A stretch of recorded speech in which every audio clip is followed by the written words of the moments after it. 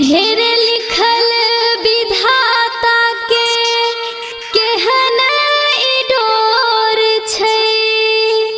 आ प्यार बदनाम इही सगरो सोर छै। आ करबै जे प्यार हम ई कसूर किया होई छै।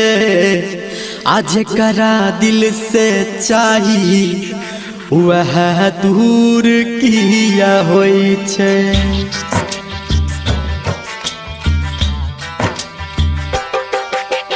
डीजे मनीष रक्सौल मां गायत्री रिकॉर्डिंग स्टूडियो।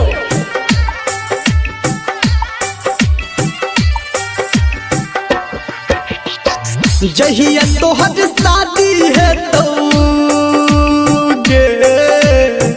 नहीं हेतै तू टेंशन किया लै छी। जहिया तोहर शादी है तो चढ़ के जब वही डोली खा के जान मरबो हम गे जहर के गोली। खा के जान मरबो हम गे जहर के गोली। याद एतै तोहर जब के मीठ मीठ बोली। खा के जान मरबो हम गे जहर के गोली। खा के जान मरबो हम गे जहर के गोली।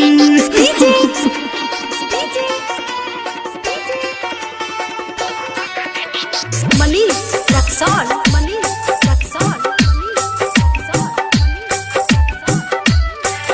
अभी आप सुन रहे हैं सावरिया म्यूजिक। डर लगे हमारा तोरा घर परिवार से। आ सबके मनेबै जानो दुनु गोटे प्यार से।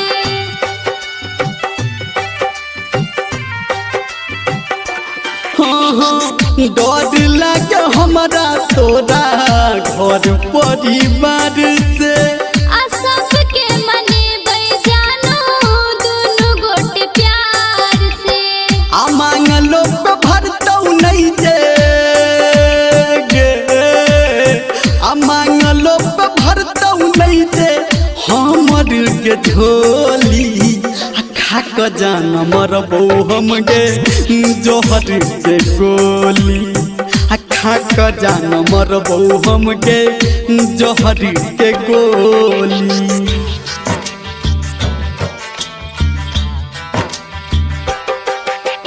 डीजे मनीष रक्सौल अभी आप सुन रहे हैं धर्मेंद्र निर्मलिया को। तोरा से बिछड़ के हम तो जीवो नहीं चैन से। आ तू कर न किछो हम मर जेबो आइन से। रे सुना तोरा से बिछड़ के हम तो जीवो नहीं चैन से। आ तू कर न किछो हम मर जेबो आइन से। कहो धर्मेंद्र तोरा गे। कहो धर्मेंद्र तोरा मुँह अपन खोली। खा के जान मरबो हम गे जहर के गोली। खा के जान मरबो हम गे जहर के गोली।